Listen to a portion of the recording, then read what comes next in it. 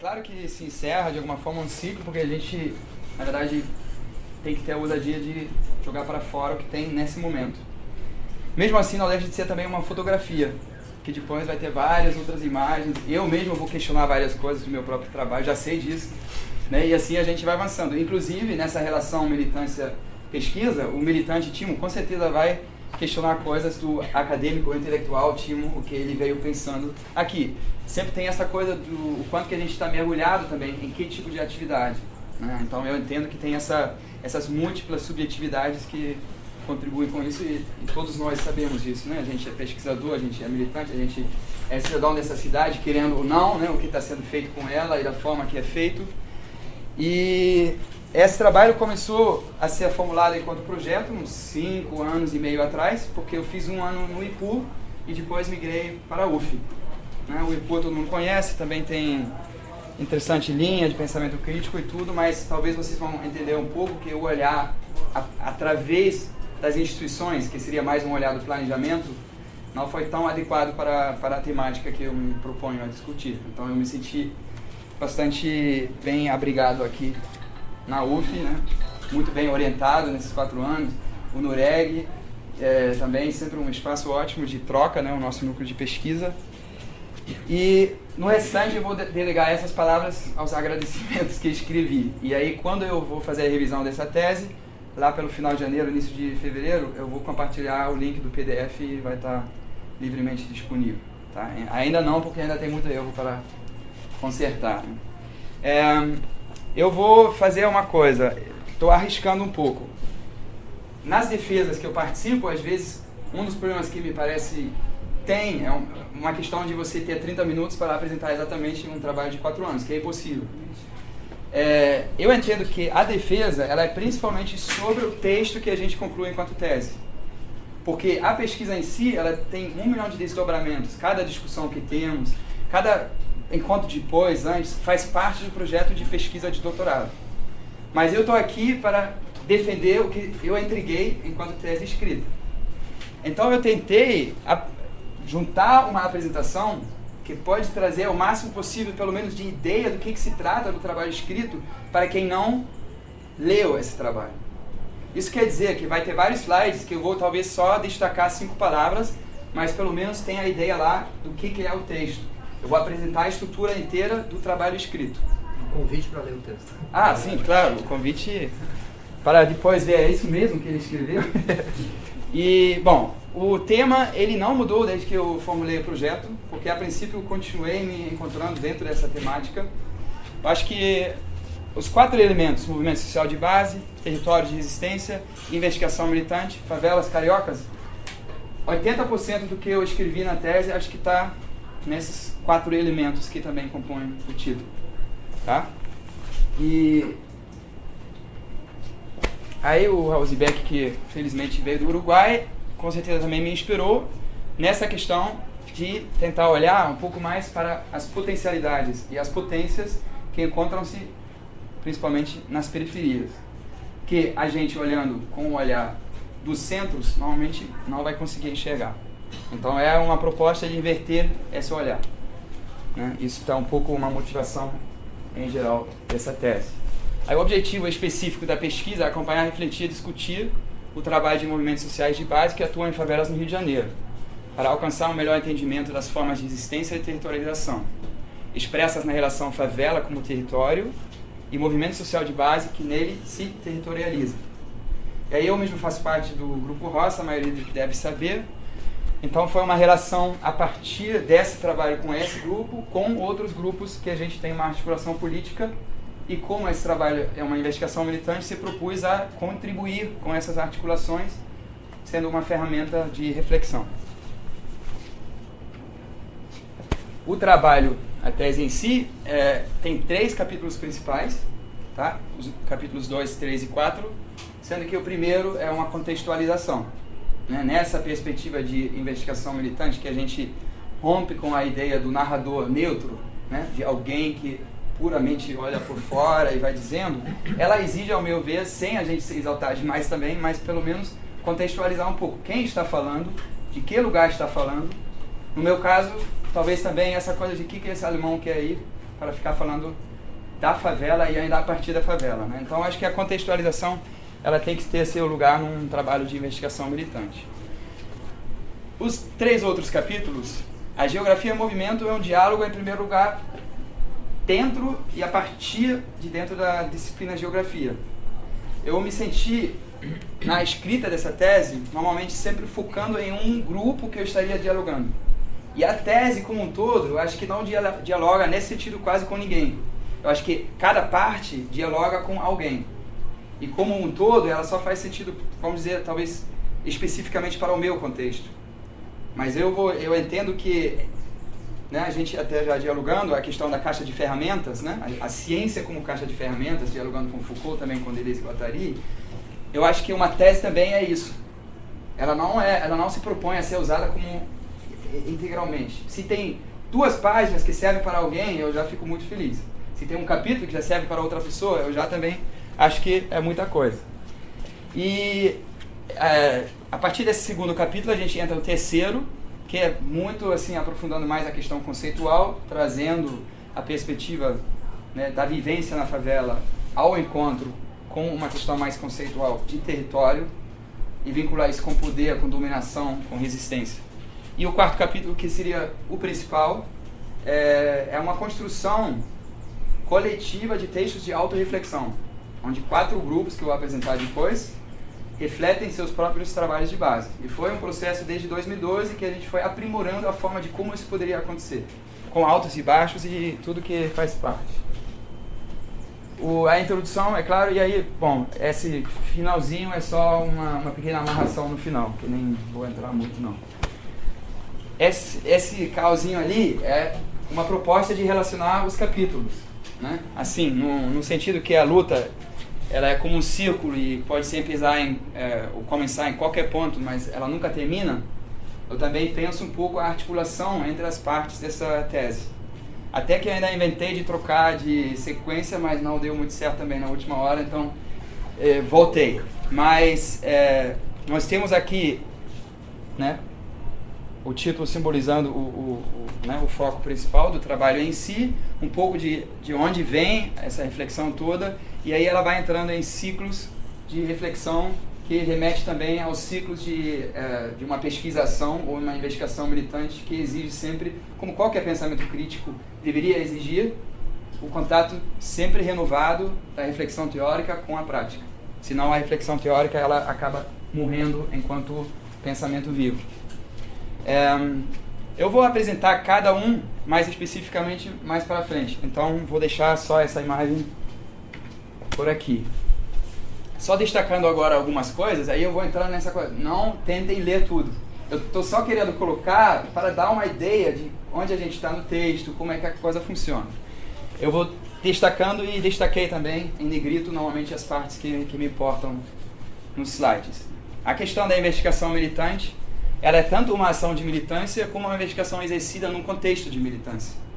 Então, uma coisa bem básica, para poder fazer uma investigação militante, temos que ser militante. Senão, ela acaba sendo uma certa construção que corre o risco de ser hipócrita.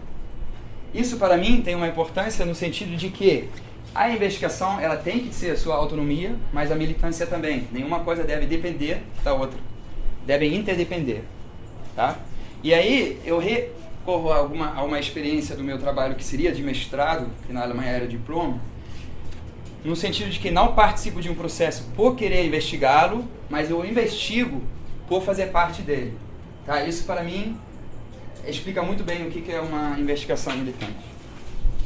Aí, nesse sentido, eu proponho também, a gente tem a observação participante, eu proponho de inverter isso, ser uma participação observadora. Tá? E aí, durante algum tempo, eu mudo meu foco. E entre os companheiros de luta, cada um tem seu foco. Nós temos cantores de hip hop, temos atores, temos pessoas que estudam nas mais diversas áreas, e cada um, sempre numa relação de troca horizontal, né, de preferência, no processo autoemancipatório, vai pegando os elementos que consegue, né, usar para alimentar seu processo de criação e reflexão e depois devolve esse processo. Então, nesse sentido, essa tese se propõe a ser uma contribuição ao diálogo de saberes, tá? Científicos e não científicos. Aqui é o contexto geral. Aí eu falei da primeira pesquisa, uma experiência de investigação militante. Eu participava do processo organizador do acampamento do Fórum Social Mundial e fiz a pesquisa sobre a dinâmica socioespacial do acampamento.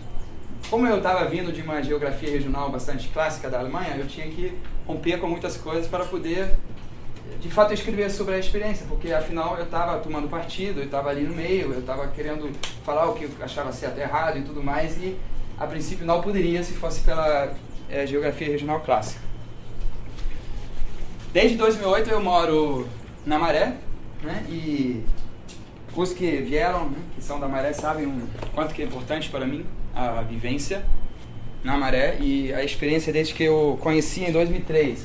Eu estava fazendo intercâmbio na geografia da UFRJ e como é muito perto, eu conheci a pé, né, o Timbal, e desde 2008 eu moro ali. Aí eu estou colocando algumas experiências de movimento social, bloco de samba, tivemos um espaço coletivo, várias mobilizações, sempre de muito aprendizado, tentando, dentro do possível, contribuir no pequeno ali. E desde 2010, então, construímos o Coletivo Roça, que já seria o coletivo principal hoje em dia, que é o meu ponto de partida, que seria o ponto ao redor do qual a maioria das articulações giram também. E a minha reflexão também partiu dessa inserção. Bom, ali vem o que, não preciso falar muito sobre isso, primeiro o IPU, depois chegando aqui na UF. Tem algumas experiências de pesquisa e as experiências de articulação, algumas delas ocorrendo ou somente surgindo durante a pesquisa. Então, entraram elementos ali que eu não tinha nem noção que iam entrar. A gente tem a própria jornada de junho. Depois da jornada de junho, a gente tem várias articulações entre os movimentos sociais de base. Nada disso eu podia prever e isso tudo trouxe elementos muito interessantes para as reflexões. E a questão principal é aquela no meio, como em territórios de resistência, em favelas, práticas de resistência explícita de grupos que realizam trabalho de base, articulam-se com a diversidade de práticas resistentes, implícitas e explícitas, das classes periféricas. Eu mudei várias vezes, assim, exatamente, né, palavra por palavra, essa questão, mas na cerne da coisa ela veio também desde o início. Aqui, isso é bem rapidamente, na verdade é só uma relação temporal, uma comparação das temporalidades. Eu destaco aqui embaixo a outra cor, que seria exatamente os 4 anos agora, né, do doutorado. E em relação a isso a gente vê como várias coisas começam antes, algumas durante, e aí para mim o mais importante, continuam para depois da pesquisa. Tá? Isso, se eu terminasse a minha inserção agora, eu acho que ficaria muito triste com isso, e também não acho que daria conta do compromisso que eu fiz, porque a confiança que a gente recebe, né, em meio aos movimentos sociais, a gente não pode simplesmente mudar de, vamos dizer, de cidade, não, agora eu estou a fim de fazer outra coisa. São compromissos, eu acredito, de longo prazo. E a ciência, ela tem que se inserir nesse compromisso. Aqui eu coloquei algumas experiências concretas, né, da relação convivência-trabalho de base, a geografia em movimento, né, que eu chamo geografia em movimento tanto por ser em meio aos movimentos sociais, como por ela se movimentar junto à dinâmica dos movimentos sociais, né, nesse duplo sentido. E temos aqui, né, o próprio coletivo, aí as articulações, rede de economias coletivas, o Fórum Popular de Apoio Mútuo, que foi ativo até o final do ano passado, agora é mais a articulação de grupos autônomos. Alguns de vocês que estão aqui participam, outros que vão estar nos debates amanhã também participam. E aí, articulando isso, então, ao redor da ideia de relacionar prática, teoria e ideologia, né? Isso é mais ou menos a proposta. E aqui, agora, entrando no que seria o primeiro capítulo principal, que é a geografia em movimento, eu entendo que a reflexão da luta pela transformação é também uma luta pela transformação da reflexão. Então, é nesse sentido que estendo um pouco aquela reflexão, o que significa relacionar a militância com pesquisa dentro da geografia e tudo mais. Esse é o primeiro capítulo. E aí tem bom, a princípio seria um círculo, mas não é mais, é um ovo agora. Mas colocando aqui o movimento social do qual a gente participa, a geografia é um movimento que a gente faz enquanto geógrafo, e o campo libertário, que seria a questão da ideologia. Eu atuei em organizações anarquistas, eu bebo, né, do diálogo com o campo libertário, E o importante é ter tudo isso transparente. Acho que isso é o mais importante, não ofuscar. Essa é a parte do diálogo. Eu dialogo com o marxista, com esse, com aquele, desde que cada um é transparente e a gente sabe do que a gente está falando. Né? E a coerência, acho que ela é muito importante nessa questão. A partir daí, eu fui pescando experiências de investigação militante. Tanto para trazer algumas que talvez não são tão conhecidas, que peguei alguma coisa nos anos 70 da Alemanha, várias coisas assim.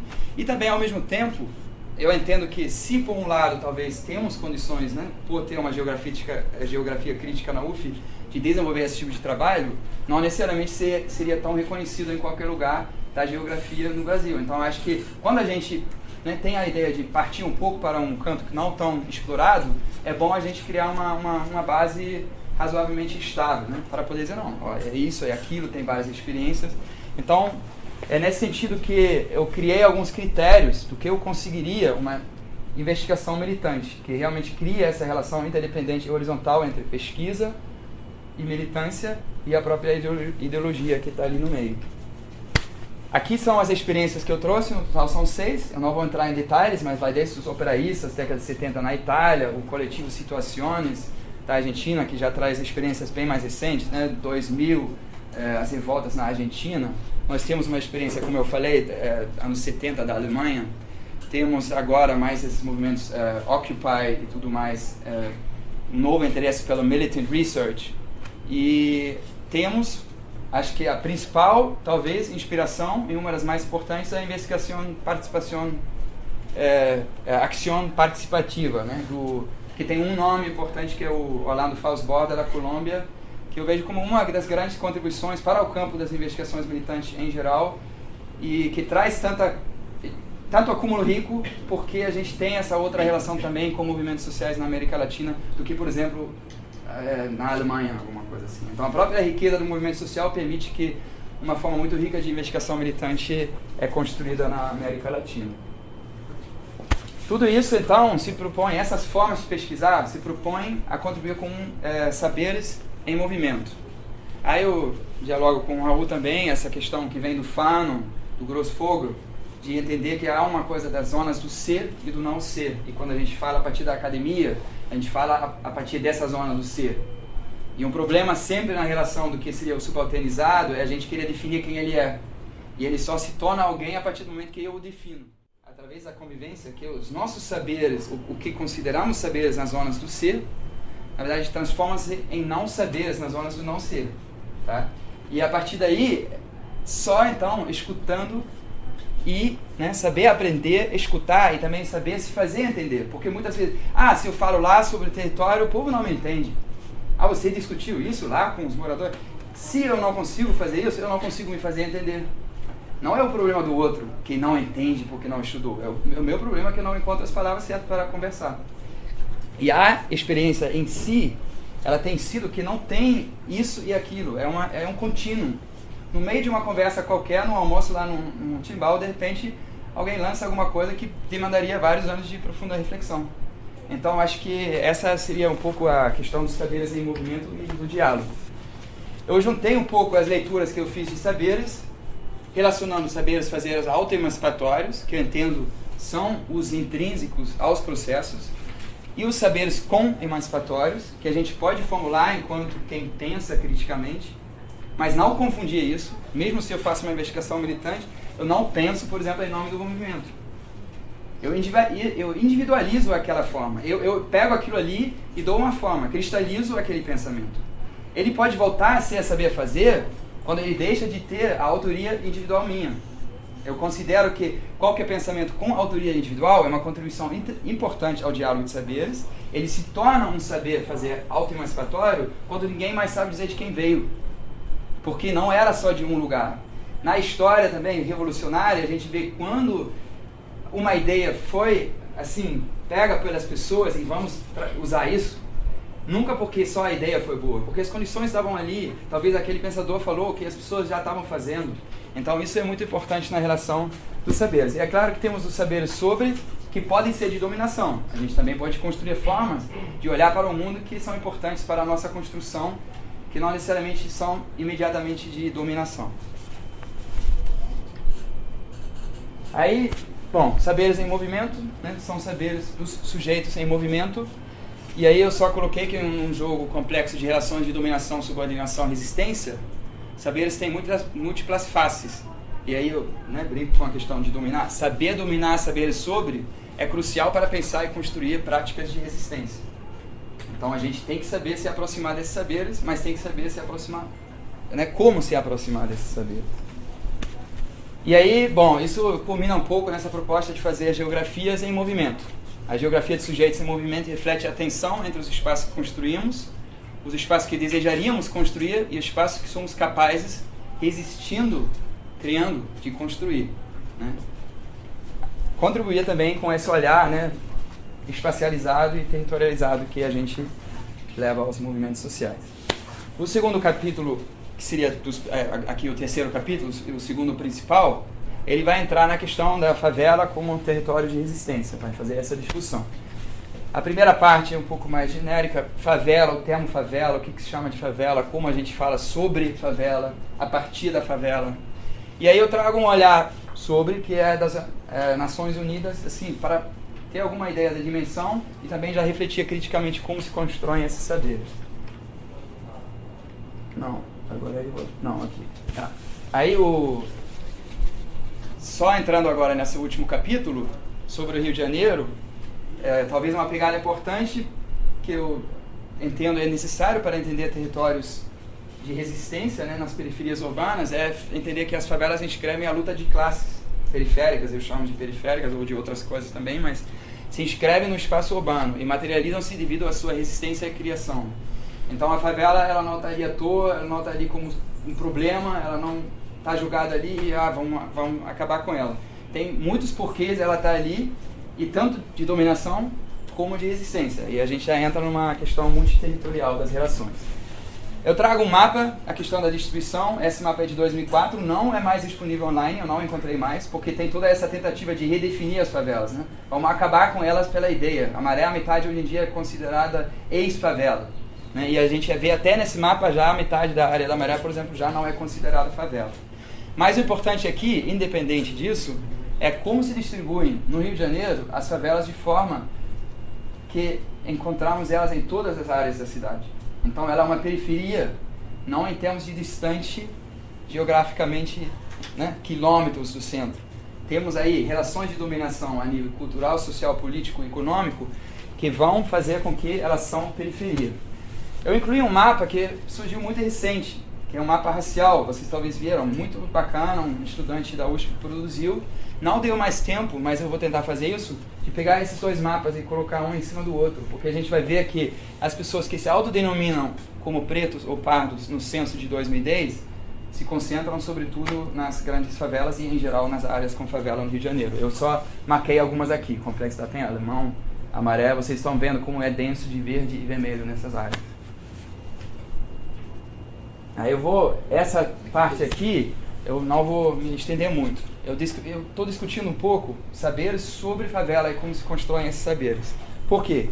Porque muitas vezes eu ficava com muita raiva lendo as pesquisas que se fazem sobre favela. E é raiva mesmo porque às vezes são coisas ou muito absurdas do que se fala, ou se vende como grande novidade que é completamente normal para quem mora na favela.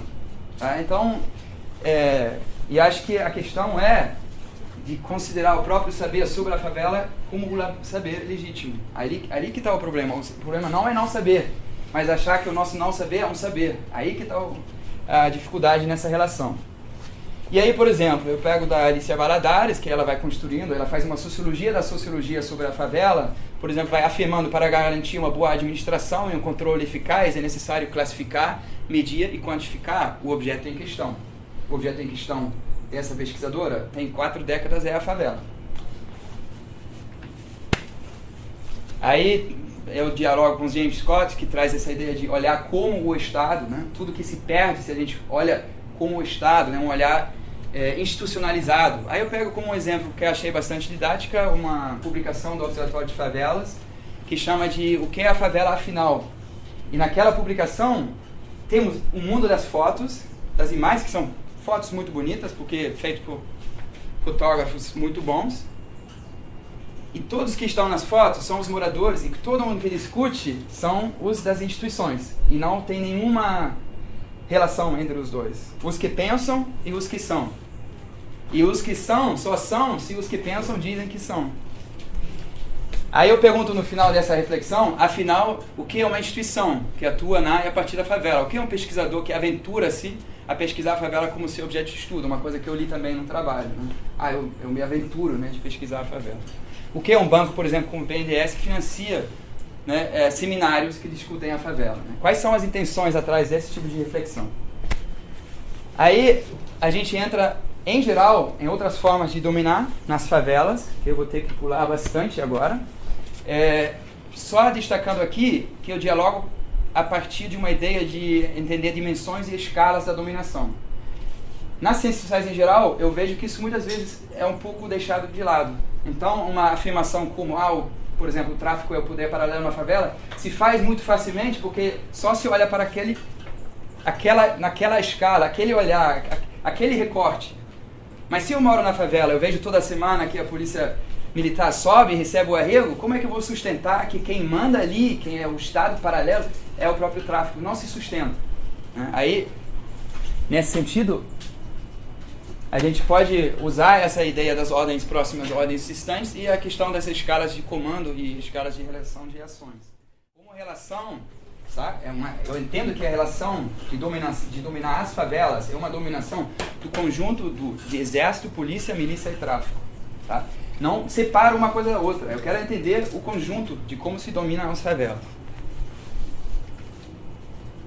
Aí eu só trago um exemplo. Por exemplo, Lula é entrevistado no livro Vivendo no Fogo Cruzado, e ele compara a favela com o Vietnã, e o Estado brasileiro seriam os Estados Unidos. Então, para entender por que seria necessário usar o caveirão, aí ele também reafirma que não há uma possibilidade aqui de ter solução a curto prazo. Ou seja, as mortes na periferia vão continuar, a gente tem que viver com isso. E aí eu trabalho em diálogo com Jung, um trabalho de 75, com 4 dimensões das relações de dominação: econômica, política, social e cultural. Aí eu vou brincando um pouco com também conceitos de classe. Eu não necessariamente digo, esse conceito tem que ser só esse. O meu genérico seria classes periféricas, porque eu discuto as relações centro-periferia, mas tem outros conceitos também que eu acho que são úteis de usar. Nessa relação centro-periferia, luta de classes, entendo que a periferia como negação da centralidade não deixará de existir em si se superar a sua dominação pelo centro, mas deixará de existir enquanto periferia. E uma perspectiva social revolucionária a partir da periferia é que a gente construa uma sociedade onde haja nem centro e nem periferia.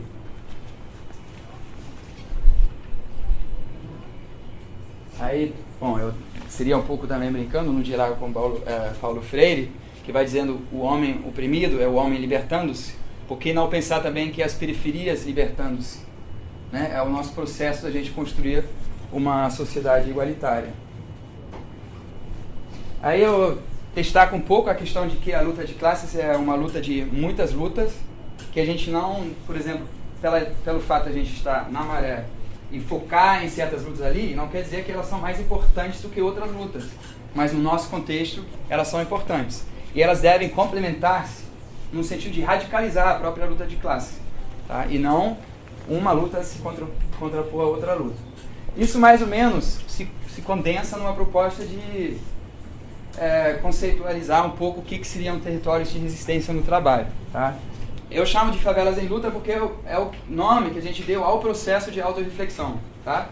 Que são grupos que fazem trabalho de base em diferentes favelas do Rio de Janeiro e que toparam a proposta de fazer esse processo de encontrar, pensar junto, refletir e, ultimamente, construir uma produção textual sobre os próprios trabalhos. Ou seja, não seria alguém escrevendo sobre, no minimamente seria alguém escrevendo e pensando junto. Tá?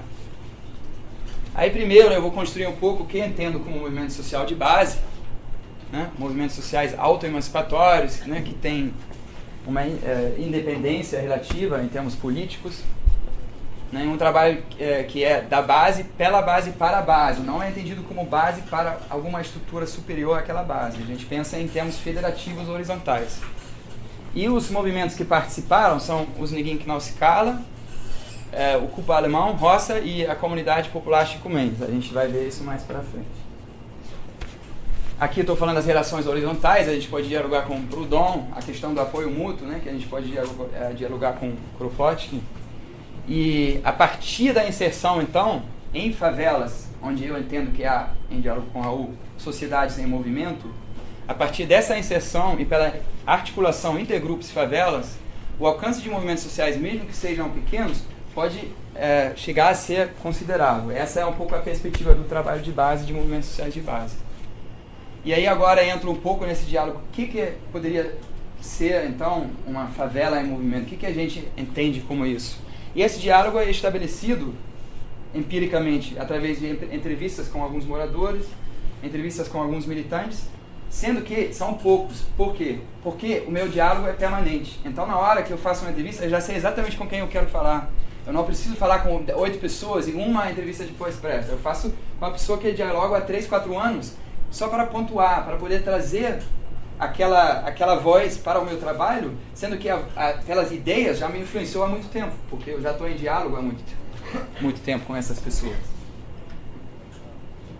Aí, por exemplo, tem a Geandra, que a gente trabalha junto na roça, e ela deu uma entrevista no documentário que ela participou, aí ela falou, no final de um processo de remoção, chegando na Maré, ela disse o seguinte: mas infelizmente a gente veio para cá e hoje, felizmente, estou aqui na Maré.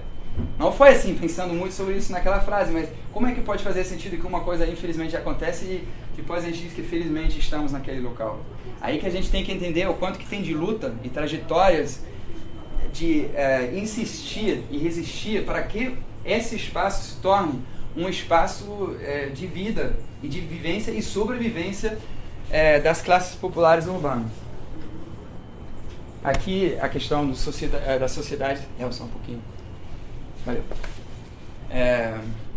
As sociedades em movimento, e o que interessa é como esses pequenos grupos podem se inserir e interagir com essas sociedades em movimento. E aí trago um conceito do Rogério, a questão dos territórios rede. Ele tem me ajudado muito a pensar a articulação entre favelas e entre os grupos.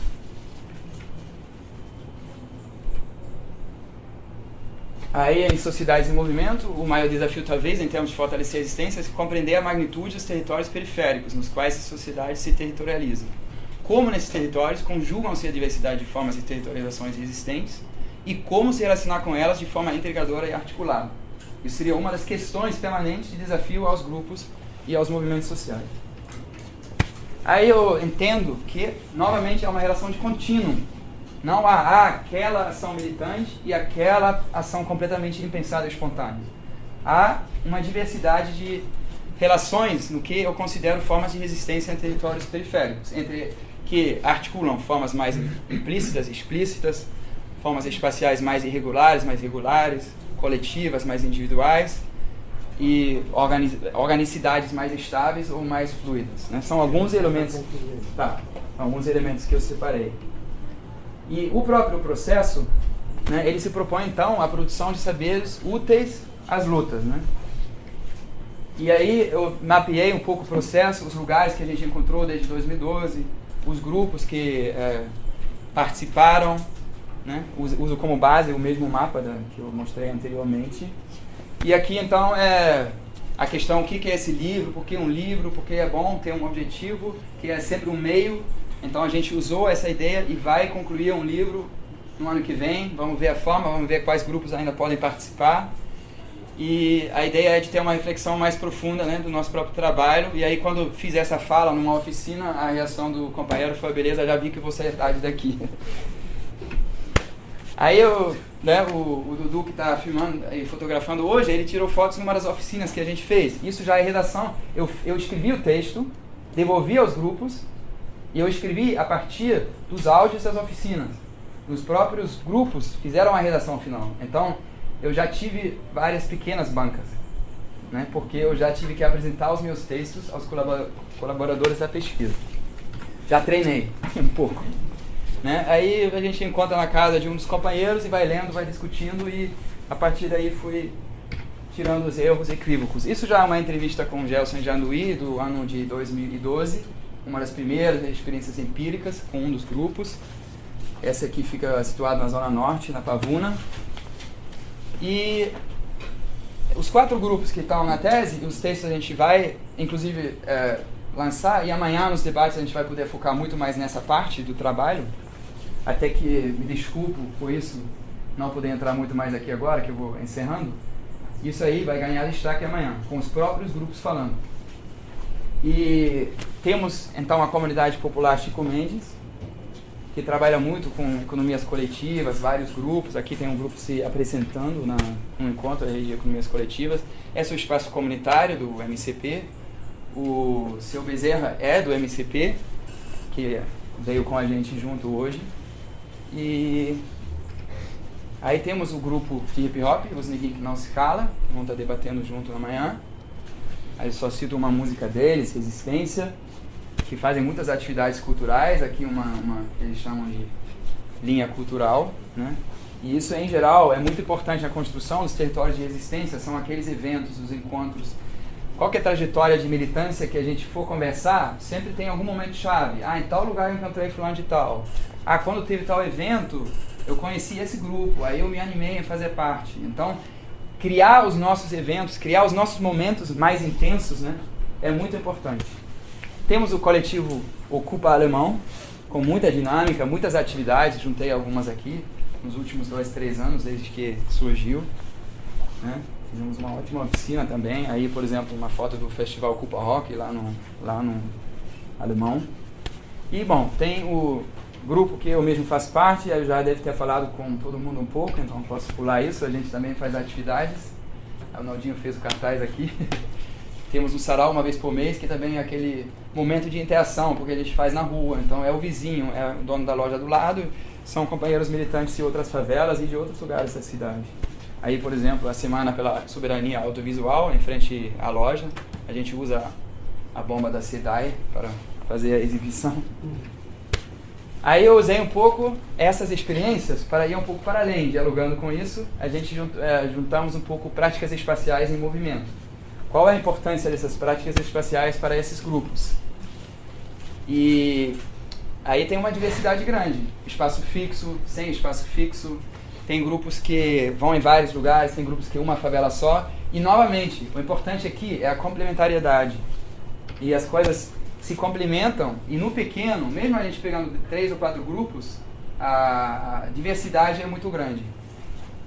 Aqui tem uma discussão como a gente se relaciona no território, e aí agora as experiências concretas, que eu já falei, de articulações em movimento, que me levaram a fazer uma proposta de pensar territórios de resistência à rede. Aqui é um lugar, no Timbal, num galpão abandonado, a gente fez um encontro da Rede de Economias Coletivas, 2013.